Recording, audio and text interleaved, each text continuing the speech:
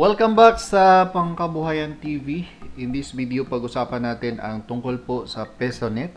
Ang PesoNet ay isa din po itong uri ng pagpapadala ng pera or fund transfer to any e-wallet or to any other bank.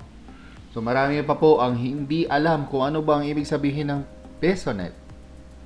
Ang PesoNet ay ito yung unang fund transfer platform or pamamaraan para sa paglipat ng pera na inintroduce po ng BSP or Bangko Sentral ng Pilipinas. Ito ay paraan para mas mapadali yung paglipat ng pera na walang kuskus balungos, walang hassle, at hindi mo na kailangang pumunta pa sa napakalayong branch para dalhin yung pera.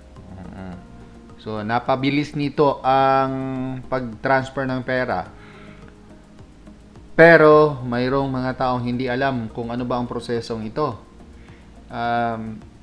Ginawa ko tong video na to dahil po ang dami ko pong nabasang mga complaint, mga post, at kung ano-ano pa regarding sa nangyari po kahapon na nag-down po ang GCash. So, kung napansin nyo po kahapon, down or maintenance mode po ang GCash kahapon. Kaya, ang mga transaction ay hindi pumasok at nag-floating po. Palutang-lutang po ang mga funds ngayon. Sakto, weekends, nako, problema ito. So, sa Monday na po talaga malalaman kung ano nang nangyayari sa funds. Pero mas mabuting message sa support ng kung anong platform ang ginamit nyo para mag-transfer ng funds papunta sa inyong GCash. Marami po ang nabasa kong reklamo na nag-send sila ng pera mula BPI papuntang GCash, mula Cbank papuntang GCash, mula CIMB papuntang GCash, BDO papuntang GCash, walang pumasok. Dahil down ang GCash kahapon, so ang system ng mga platform na ginamit ay nag-switch into PisoPay instead na InstaPay. Instead na InstaPay ang supported ng platform na yon, ay change siya or nagpalit from InstaPay nagiging PisoNet. At ang PisoNet po, hindi po yan gaya ng InstaPay na real time po ang pagpasok. So, ang PisoNet po ay mayroon pong time schedule para ito ay ma-credit sa e-wallet or sa bank account na papadalahan ninyo. Halimbawa, ang regular na transaction ng PisoNet ay 9 AM to 4 PM. 9 AM to 4 PM. So, kung nag-transfer kayo within that time period, makikredit po yan sa inyong papadalahan na account within that day hanggang 11 o'clock po ng gabi. Oo. Tapos, kung weekend naman, walang processing po ang PisoNet. Oo. Dahil weekend po kahapon, so wala pong papasok doon sa account na papadalhan ninyo.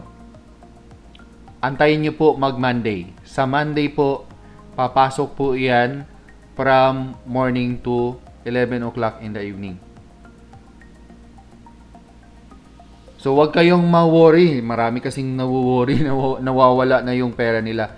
Basta, mayroon pong transaction receipt or transaction history, ipadala nyo po yan sa platform na ginamit ninyo. Halimbawa, kung Cbank kayo, i-chat nyo po ang Cbank support.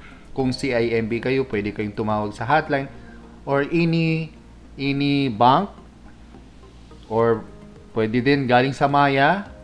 Basta ano kayo, ask kayo ng help sa app mismo or sa hotline. Huwag pong basta-basta makipag-chat kahit kanino sa Messenger na humingi ng tulong sa kanila dahil marami din po ang mga scammer ngayon na nag-o-observe lang po kung sino yung magiging biktima nila.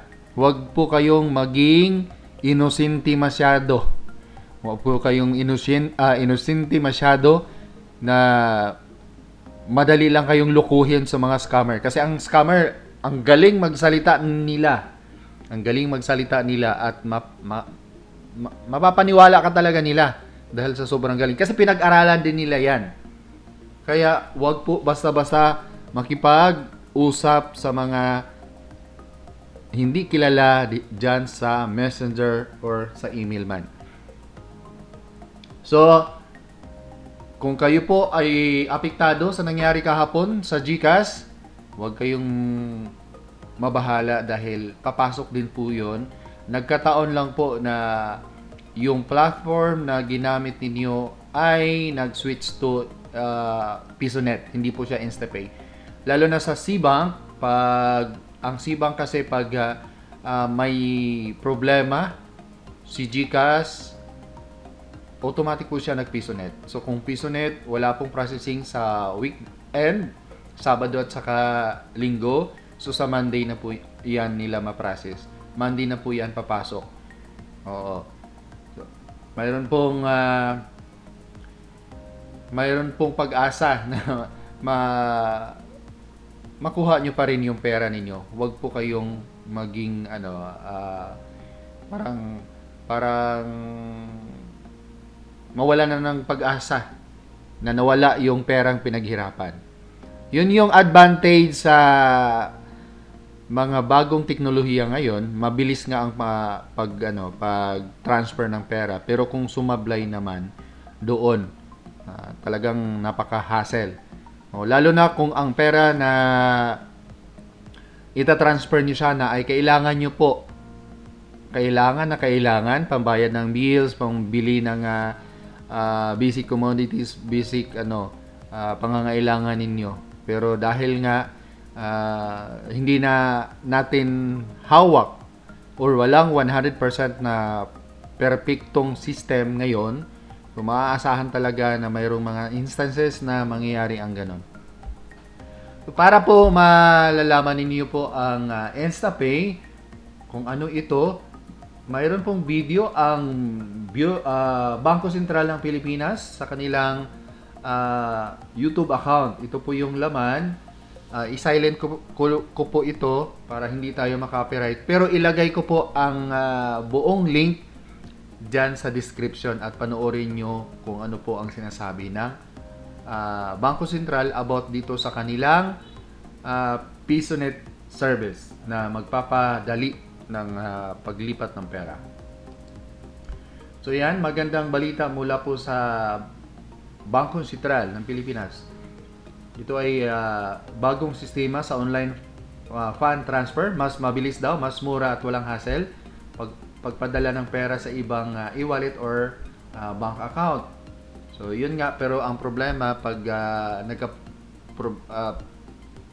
pumalya yung system, talagang bibigyan kanila ng problema. Sabi nga dito, walang hassle, pero kung nagloko ang system, napakalaking hassle. Oo. So, yun yung tinatawag na PisoNet Online Fund Transfer. Gamit ang cellphone at saka computer, pwede ka nang magpadala ng pera sa iba't ibang e-wallet at account. Bank account na same day transfer, walang bawas at hassle free. Free po ang PisoNet. Free po ito. Pero mayroong ding mga ibang bangko na nagcha-charge pero maliit lang. Yan po. Pwede ding i-credit ang sweldo ng mga empleyado sa ibang account gamit ang PisoNet. Mayroon na po silang pwede silang magbigay ng access sa mga platform na pwede na mag-credit ng ng mga sahod at pwede ding magbayad ng mga bills. Yan pong kagandahan sa PisoNet. So, panoorin niyo po ang video na to sa description po ng aming video para kayo mismo po ang makakarinig. Maraming salamat po at see you around. Paalam.